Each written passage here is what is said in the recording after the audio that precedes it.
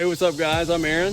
I'm Sunny. And today we're gonna turn this space into this. Ta-da! All right, let's flip you around and take you on a quick tour.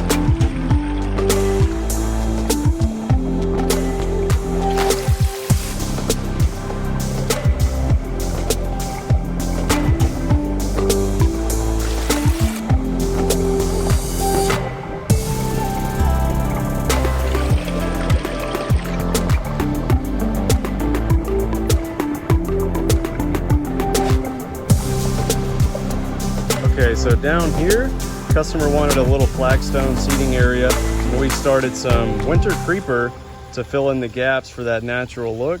A little retaining wall here to get us the grade that we needed on the patio. Coming on up, got multiple falls on the approximately 8-foot stream. We have a destination stone right here.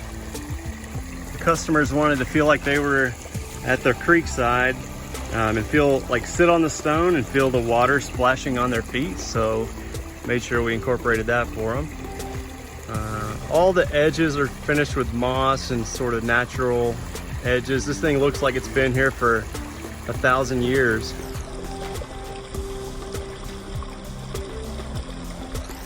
Let you take a look at the spill stones here.